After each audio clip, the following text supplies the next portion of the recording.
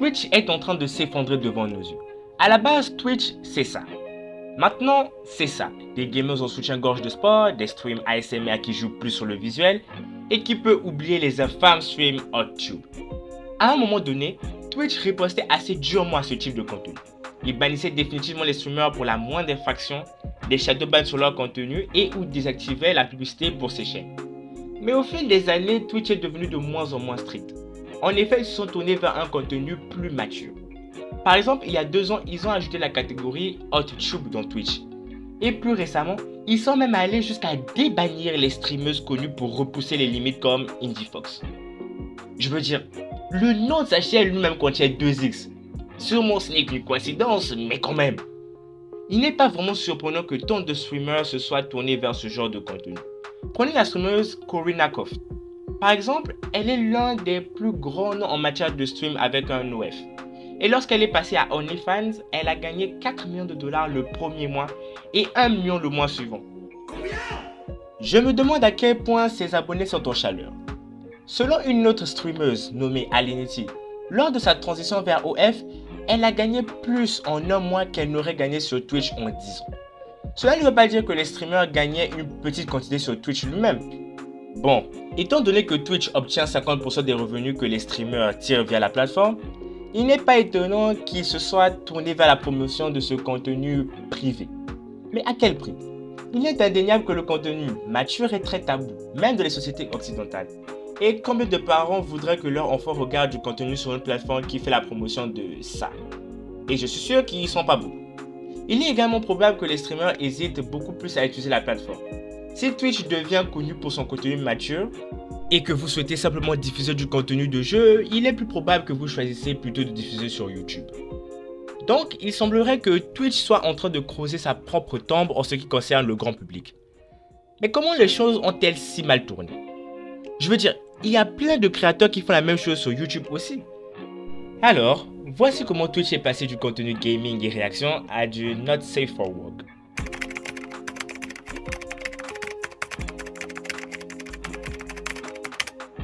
En regardant en arrière, la chute de Twitch peut en fait être attribuée à leur poussée récente qui était en fait il y a 3 ans, au moment du début de la pandémie. En avril 2020, les streamers et l'audience de Twitch ont pratiquement doublé. Les streams simultanés sont passés d'un peu plus de 50 000 à 100 000 et le nombre de téléspectateurs simultanés est passé de 1,4 million à 2,4 millions. Cet élan s'est poursuivi au début de 2021. Mais à l'été, Twitch commençait à montrer les premiers signes de plafonnement. Et maintenant que nous sommes 2 ans après, cette tendance est encore plus claire. Du point de vue d'une personne normale, ce n'est en aucun cas un problème. Twitch avait simplement atteint son apogée et commencé à se stabiliser comme toute autre, entreprise mature, on va dire. Mais du point de vue d'Amazon, c'était un cauchemar. Si vous ne le saviez pas, Amazon est l'une des sociétés avec la croissance la plus fameuse de tous les temps. Au cours de ces dernières 13 années, ils n'ont même pas connu un seul trimestre de baisse dans le négatif d'une année sur l'autre. Mais pour y parvenir, ils ont fait des paris assez massifs. Ils réinvestissent simplement tout ce qu'ils gagnent et s'il leur reste encore des bénéfices, ils gardent juste les mêmes prix jusqu'à ce que l'inflation rattrape.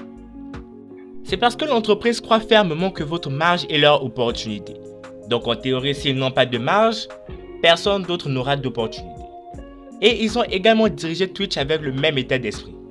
Bien qu'il s'agisse d'une plateforme gigantesque, il n'est pas si clair si Twitch est ou a déjà été rentable. Après tout, diffuser et stocker des centaines de millions d'heures de contenu n'est pas bon marché. C'est la principale raison pour laquelle Twitch ne prend pas vraiment en charge le streaming 4K. On estime qu'en 2019, il a coûté 1,8 milliard de dollars à Amazon pour faire fonctionner Twitch, mais n'a généré que 1,54 milliard de revenus. Le boom pandémique a peut-être poussé Twitch vers la rentabilité, mais seulement légèrement, voire pas du tout. Et le problème est que ces économies bancales ne fonctionnent que si l'entreprise est en croissance constante à 20, 30, 40% par an. La stagnation est considérée comme une catastrophe et Twitch n'a pas seulement stagné, mais aussi décliné. En fait, en novembre 2022, Twitch a connu sa plus forte baisse d'audience. Encore une fois, cela ne veut pas dire que Twitch est en train de mourir. Il se refroidissait juste du boom de la pandémie. vu que les gens recommençaient à faire autre chose. Mais je pense que vous pouvez imaginer les visages mécontents des dirigeants d'Amazon après avoir vu cette performance. Pourquoi Twitch n'a pas agrandi? TikTok se développait, Instagram se développait et même YouTube qui était sorti depuis beaucoup plus longtemps grandissait. Qu'est-ce que Twitch faisait de mal? Eh bien la réponse était qu'il s'adressait simplement à un groupe démographique beaucoup plus spécialisé en raison de leur modèle d'affaires. Contrairement à la plupart des services populaires aujourd'hui, Twitch tire en fait la majeure partie de son argent des utilisateurs, payant directement les créateurs. Et il y a très peu de niches dans lesquelles ce type de stratégie fonctionne. Donc, par nature, Twitch est limité dans sa capacité de croissance et il lui reste deux options. Soit il pourrait se concentrer sur la promotion du contenu gratuit et attirer un public plus large, soit il pourrait réduire les coûts. Disons simplement que Twitch choisirait agressivement ce dernier.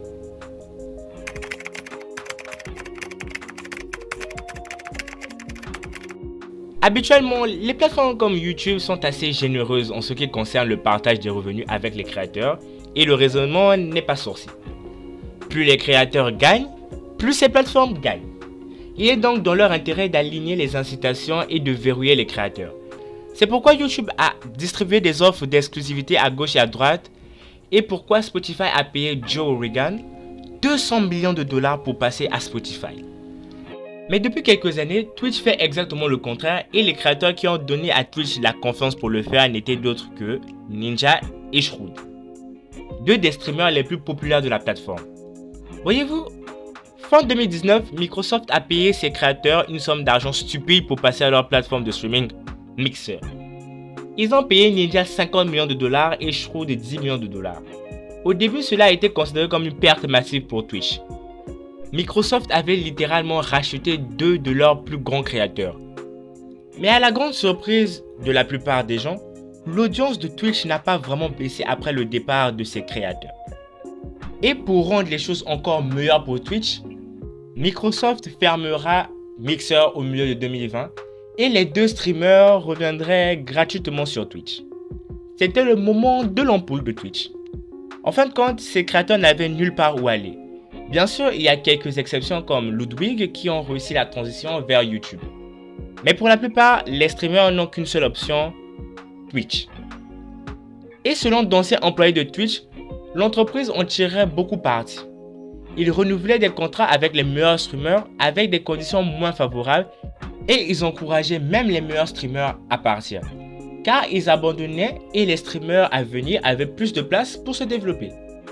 Apparemment, le départ de Ninja a laissé la place à 5 ou 6 nouveaux streamers pour prendre sa place.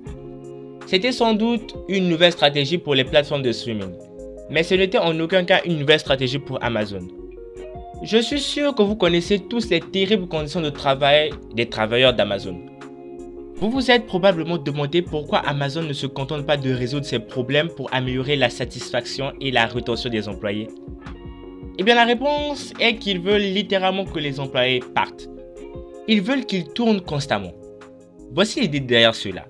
Chaque fois que vous obtenez un nouvel emploi, vous travaillerez probablement d'arrache-pied pour vous bâtir une bonne réputation dans un horaire de travail plus normal.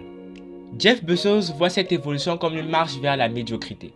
Alors Amazon essaie de l'éviter à tout prix. Au lieu de cela, ils veulent que les gens rejoignent Amazon, travaillent une tonne de merde, voient que personne ne reconnaît leur effort, puis partent. De cette façon, ils peuvent répéter ce processus avec la prochaine ventouse en ligne. Il n'y a pas de doute, c'est une stratégie toxique. Mais cela a plutôt bien fonctionné pour eux au cours des 2 dernières décennies. Et maintenant, ils appliquent la même stratégie à Twitch. Les créateurs affamés sautent sur la plateforme et publient du contenu en espérant qu'ils pourront peut-être le faire. Une fois qu'ils y sont parvenus, ils se rendent compte que Twitch n'est pas vraiment sympathique et ils s'épuisent ou passent à YouTube. Cela n'a pas vraiment d'importance pour Twitch, car il y a des centaines de milliers de créateurs qui seraient heureux de prendre leur place. Bien qu'efficace, cela a fait de Twitch le même hachoir qu'Amazon. Toutes ces réductions du côté des créateurs ont plutôt bien fonctionné. En fait, Twitch continue de réduire activement les avantages pour les créateurs. Fin 2022 par exemple, Twitch a nerfé les créateurs avec un revenu de 70-30 à 50-50 après les premiers 100 000 $. C'était une décision particulièrement sauvage, car les streamers demandaient en fait que tous les créateurs passent à un modèle 70-30. Mais Twitch est allé de l'avant et a fait exactement le contraire. Mais bien que tous ces mouvements aient comblé le gouffre financier de Twitch, cela n'a pas résolu le problème initial de Twitch qui était la stagnation de la croissance. Ce dont la plateforme avait besoin, c'était un nouveau contenu généré par les créateurs qui plaisait à un groupe démographique plus large que les gens étaient prêts à payer directement. Il n'y avait vraiment qu'un seul genre qui accomplit cela et c'est bien sûr le contenu simp.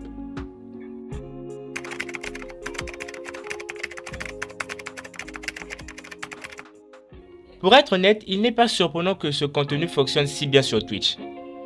La plateforme est littéralement remplie de joueurs antisociaux décemment aisés. Mais comme nous en avons discuté, Twitch résistait en fait à ce contenu depuis longtemps. Il est probable qu'il n'ait pas voulu s'associer à ce contenu ou qu'il ternisse la marque de Twitch ou d'Amazon. Mais il semble que tous leurs soucis se soient dissipés lorsqu'ils ont vu d'autres plateformes faire la même chose, en particulier Instagram et TikTok. Je veux dire, la moitié du contenu sur TikTok c'est ce genre de merde. Et en ce qui concerne Instagram, soyons honnêtes. Personne ne suit les modèles de fitness parce qu'elles nous inspirent à faire de l'exercice ou quelque chose du genre. Même YouTube s'est tourné vers ce type de contenu lorsqu'il s'agit de shorts. Donc, quelque part le long de la ligne, Twitch s'est dit que si tout le monde le faisait, pourquoi pas nous? Le succès de ces plateformes a probablement motivé encore plus Twitch à faire le changement. Et à en juger par le contenu sur Twitch aujourd'hui, il semble qu'ils aient définitivement fait le changement.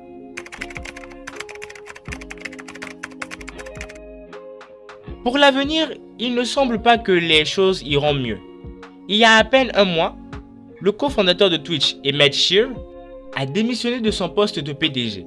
Alors maintenant, il est vraiment géré par un groupe d'Amazon qui recherche une croissance maximale et ne se soucie pas vraiment de l'âme de la plateforme. Donc vous pouvez parier que les politiques des créateurs de Twitch deviendront encore moins amicales. Ils deviendront encore plus un hachoir à viande et ils vont embrasser toutes les avenues qui leur permettraient de grandir et continuer à grandir. Bien sûr, je ne pense pas qu'ils se tourneront entièrement vers le contenu pour adultes, mais cela étant dit, je pense qu'ils continueront à repousser les limites en termes de ce qui est acceptable pour une plateforme grand public.